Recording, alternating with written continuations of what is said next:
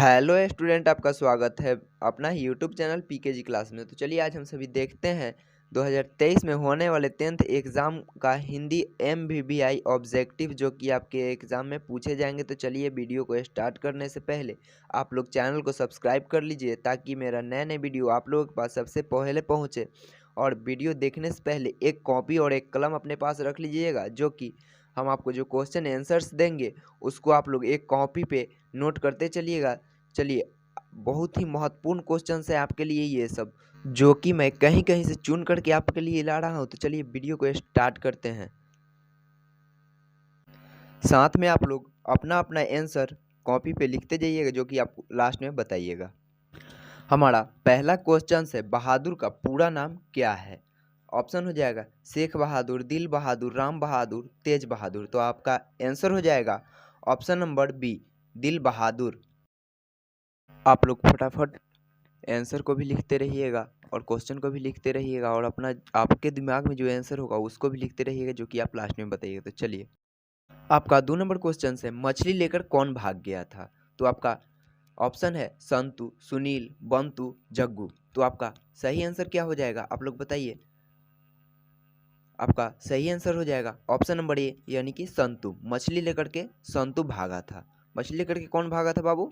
संतु। आपका अगला क्वेश्चन है, बिरजू महाराज के चाचा का नाम क्या था? बिरजू महाराज के चाचा का नाम क्या था?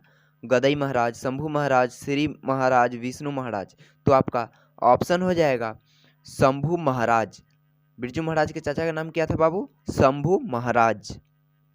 आपका अगला क्वेश्चन है, रसखान दिल्ली से कहाँ चले गए? हरियाणा, पंजाब, बनारसी, ब्रजभूमि।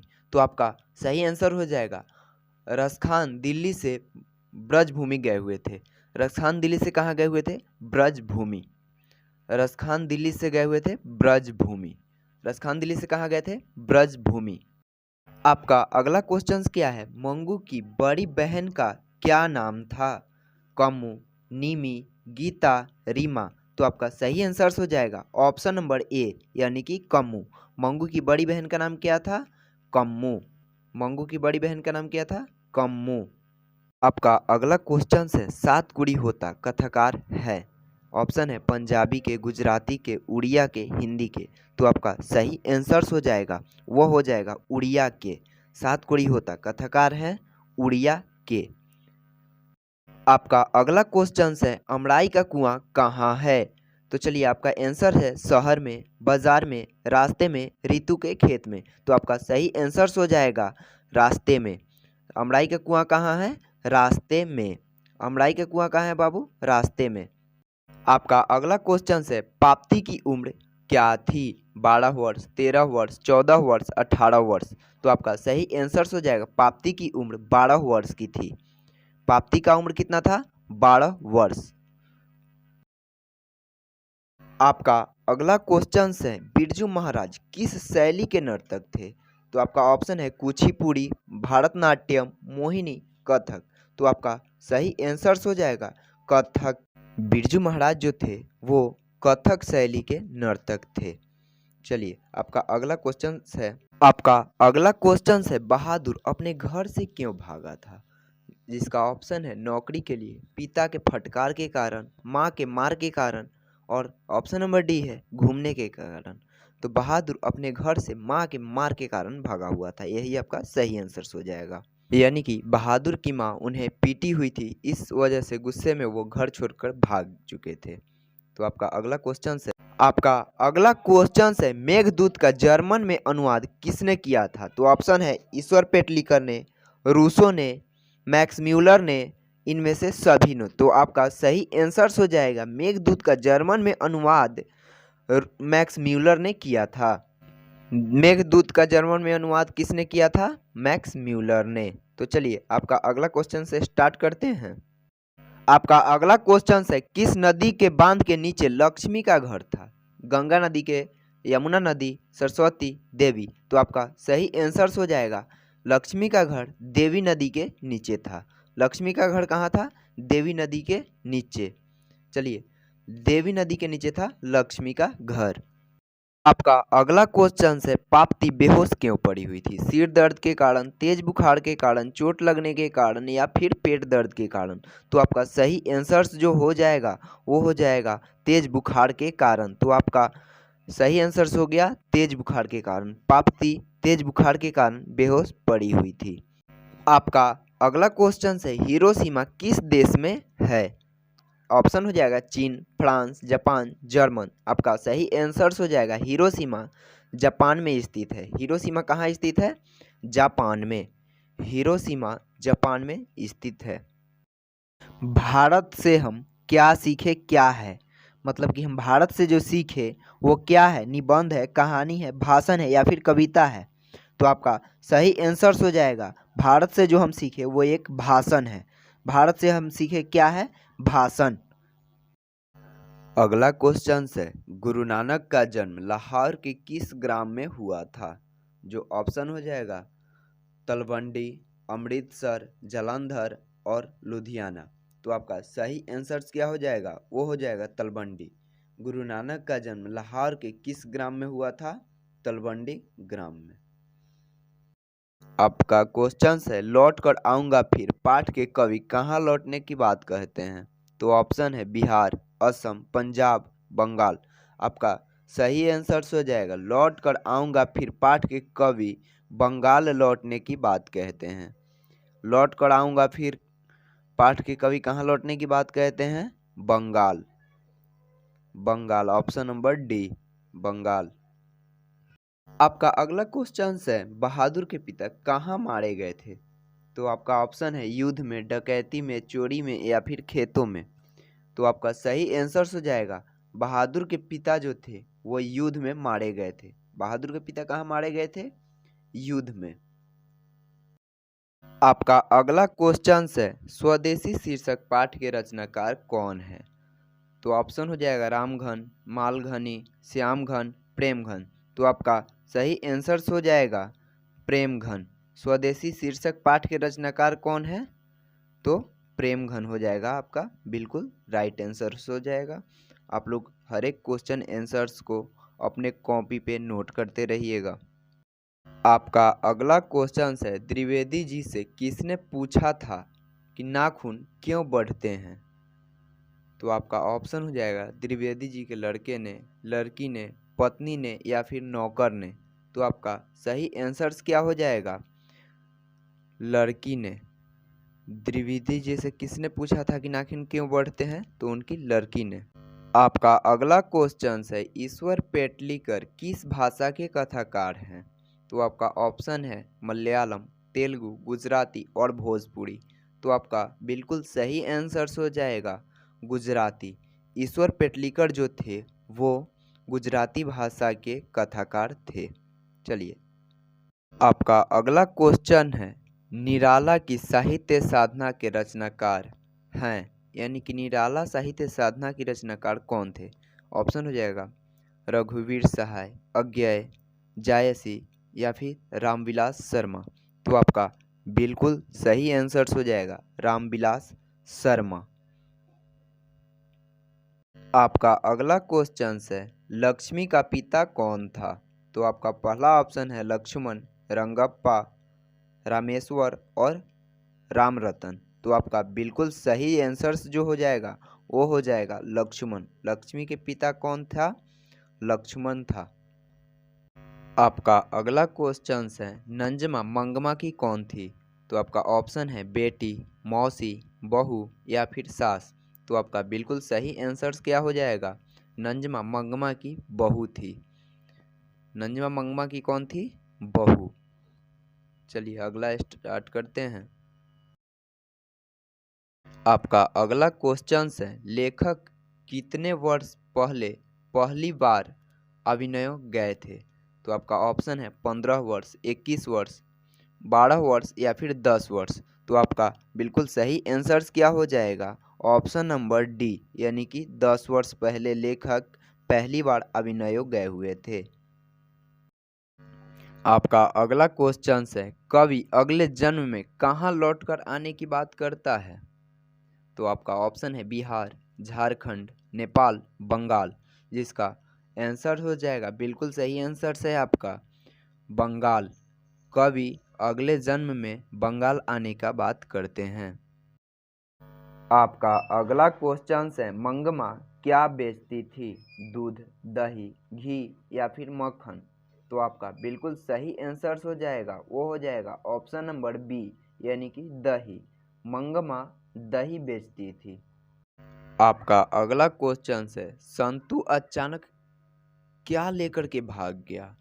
तो आपका ऑप्शन है मछली, खिलौना, रुमाल या फिर घड़ी। संतु क्या लेकर के भागा था? आपका आंसर हो जाएगा मछली। आपका अगला क्वेश्चन है, रसखान ने चोर किसे कहा है? राधा को, स्वैया को, कृष्ण को या फिर नंद को? तो आपका बिल्कुल सही आंसर क्या हो जाएगा? वो हो जाएगा आपका ऑप्शन नंबर सी, यानी कि कृष्ण को। आपका अगला क्वेश्चन है, घनानंद ने किस मार्ग को अत्यंत सीधा एवं सरल कहा है? क्रोध, प्रेम, घृणा या फिर कपट? तो आपका बिल्कुल सही आंसर हो जाएगा, वो हो जाएगा ऑप्शन नंबर बी, यानी कि प्रेम। घनानंद ने प्रेम के मार्ग को बिल्कुल सीधा व सरल कहा है। आपका अगला क्वेश्चन हो जाएगा, दिल बहादुर कहाँ का रहने वाला था? तो आपका ऑप्शन है नेपाल, बिहार, असम, बंगाल। आपका बिल्कुल करेक्ट आंसर हो जाएगा, वो हो जाएगा ऑप्शन नंबर ए, नेपाल। दिल बहादुर नेपाल का रहने वाला था। दिल बहादुर नेपाल का रहने वाला था। आपका अगला क्वेश्चन है, भीमराव अंबेडकर का जन्म किस परिवार में हुआ था? तो आपका ऑप्शन है ब्राह्मण परिवार में, क्षत्रिय परिवार में, दलित परिवार में या फिर इनमें से कोई नहीं। तो आपका बिल्कुल सही आंसर जो हो जाएगा, वो हो जाएगा आपका ऑप्शन नंबर सी, यानी कि दलित परिवार में। भीमराव अंबेडकर का जन्म दलित परिवार में हुआ था। आपका अगला क्वेश्चन है, भारत माता कहाँ निवास करती है? तो आपका आंसर ऑप्शन है शहर में, पहाड़ में, गांव में या फिर नदी में। आपका बिल्कुल सही आंसर हो जाएगा, भारत माता गांव में निवास करती है। आपका अगला क्वेश्चन है, सीता के कितने बेटे थे? तो आपका ऑप्शन है 3, 4, 9 या फिर 2। तो आपका बिल्कुल सही आंसर हो जाएगा 3। सीता के कितने बेटे थे? 3 बेटे थे। हमारा अगला क्वेश्चन है, हमारी नींद कविता में किसका जीवन क्रम पूरा होने की बातें कही गई है? तो आपका ऑप्शन है मच्छर, तितली, चींटी या फिर मक्खी की। तो आपका बिल्कुल करेक्ट आंसर जो हो जाएगा, वो हो जाएगा मक्खी की।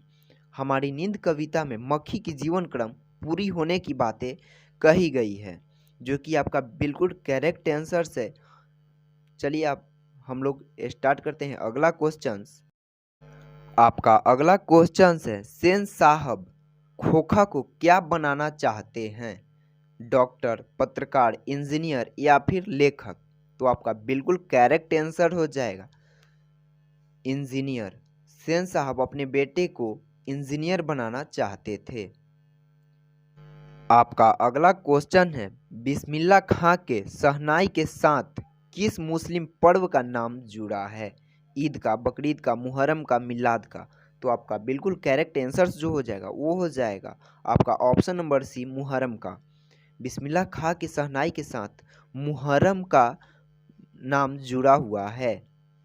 आपका अगला क्वेश्चन है, सीमा, रजनी, आले, सोफाली, आरती पांचों किसकी बहनें थी? मदन की, खोखा की, लेखक की या फिर सेन साहब की? तो आपका बिल्कुल करेक्ट आंसर जो हो जाएगा खोखा की। ये पांचें बहनें किनकी थी? खोखा की। सीमा, रजनी, आले, शेफाली, आरती पांचें खोखा की बहन थी। आपका अगला क्वेश्चन है, प्राथमिक शिक्षा प्राप्त करने के बाद अंबेडकर उच्च स्तर की शिक्षा प्राप्त करने के लिए कहाँ गए हुए थे? आपका ऑप्शन है इटली, अफ्रीका, कोरिया, न्यूयॉर्क। आपका आंसर हो जाएगा न्यूयॉर्क। प्राथमिक शिक्षा प्राप्त करने के बाद अंबेडकर उच्च स्तर की शिक्षा प्राप्त करने के लिए न्यूयॉर्क चले गए हुए थे। आपका बिल्कुल करेक्ट आंसर हो जाएगा ऑप्शन नंबर डी। आपका अगला क्वेश्चन है, अंबेडकर के चिंतन व रचनात्मक के लिए प्रेरक व्यक्ति कौन थे? बुद्ध, कबीर, ज्योतिबा फूले, इनमें से सभी? तो आपका बिल्कुल सही आंसर जो हो जाएगा, वो हो जाएगा आपका ऑप्शन नंबर डी, यानी कि इनमें से सभी। अंबेडकर के चिंतन व रचनात्मक के लिए बुद्ध, कबीर, ज्योतिबा फुले ये सभी प्रेरक थे। आपका अगला क्वेश्चन है हजारी प्रसाद द्विवेदी का जन्म कब हुआ था? 1904 ईस्वी में, 1907 ईस्वी में, 1908 ईस्वी में या फिर 1996 ईस्वी में? तो आपका बिल्कुल सही आंसर हो जाएगा 1907 ईस्वी में। हजारी प्रसाद द्विवेदी का जन्म 1907 ईस्वी में हुआ था। हजारी प्रसाद द्विवेदी का जन्म 1907 ईस्वी में हुआ था। आपका अगला क्वेश्चन है कहानी में चंद्रकार, त्रिकोण, दंतुल, वर्तुलाकार आकृतियों का संबंध मानव के किस अंग से है? तो आपका ऑप्शन हो जाएगा नाखून से, मुख से, नाक से, आँख से। तो आपका बिल्कुल सही आंसर हो जाएगा इसका नाखून से, क्योंकि पहले के ज़माने में लोग नाखून को ये सब आकार में काट करके सजाया करते थे। आपका अगला क्वेश्चन है बेतमा दानपत्र किस समय का है? 1020 ईस्वी का, 1021 ईस्वी का, 1019 ईस्वी का या फिर 1054 ईस्वी का? तो आपका बिल्कुल करेक्ट आंसर जो हो जाएगा वो हो जाएगा 1020 ईस्वी का, यानी कि ऑप्शन नंबर ए बेतमा दानपत्र 1020 ईस्वी का है। आपका अगला क्वेश्चन है मौत का नगर किसकी रचना है? रामचंद्र शुक्ल का, अमरकांत जी का, बाबूराम सक्सेना का या फिर गुणाकर मूल्य का? तो आपका बिल्कुल सही आंसर हो जाएगा ऑप्शन नंबर बी, यानी कि अमरकांत जी का। मौत का नगर अमरकांत जी की रचना है। आपका अगला क्वेश्चन है रुपए खोने का प्रपंच किसने रचा था? कहानीकार के मित्र ने, कहानीकार के भाई ने, कहानीकार के बेटे ने, कहानीकार के रिश्तेदार ने? तो आपका बिल्कुल सही आंसर हो जाएगा कहानीकार के रिश्तेदार ने। आपका अगला क्वेश्चन है बिस्मिल्लाह खां के परदादा का क्या नाम था? तो आपका ऑप्शन है उस्ताद सल्लाद हुसैन, अब्दुल हुसैन, महताब हुसैन, इकबाल हुसैन। तो आपका बिल्कुल करेक्ट आंसर जो हो जाएगा वो क्या हो जाएगा आपका ऑप्शन नंबर ए, यानी कि उस्ताद सल्लाद हुसैन। आपका अगला क्वेश्चन है गांधी जी के अनुसार शिक्षा का माध्यम होना चाहिए, यानी कि गांधी जी के अनुसार शिक्षा का माध्यम कैसा होना चाहिए? तो आपका बिल्कुल करेक्ट आंसर हो जाएगा वो हो जाएगा हस्तकला, यानी कि ऑप्शन नंबर बी। आपका अगला क्वेश्चन है गांधी जी अफ्रीका से लौटकर कब आए हुए थे? 1916 ईस्वी में, 1918 ईस्वी में, 1915 ईस्वी में या फिर 1917 ईस्वी में? तो आपका करेक्ट आंसर हो जाएगा option number C, Gandhi ji 1915 ईस्वी में अफ्रीका से लौटकर आए हुए थे। आपका लास्ट क्वेश्चन है यंग इंडिया क्या था? पत्रिका, संस्था, कवि या फिर जागरण? तो आपका बिल्कुल करेक्ट आंसर हो जाएगा वो हो जाएगा यंग इंडिया एक पत्रिका था। यंग इंडिया क्या था? एक पत्रिका था। अगर आप लोग अभी तक चैनल को सब्सक्राइब नहीं किए हैं तो सब्सक्राइब कर लीजिए ताकि मेरा नए नए वीडियो आप लोगों के पास सबसे पहले पहुँचे। बहुत बहुत धन्यवाद वीडियो देखने के लिए। चलिए फिर मिलते हैं अगले वीडियो में।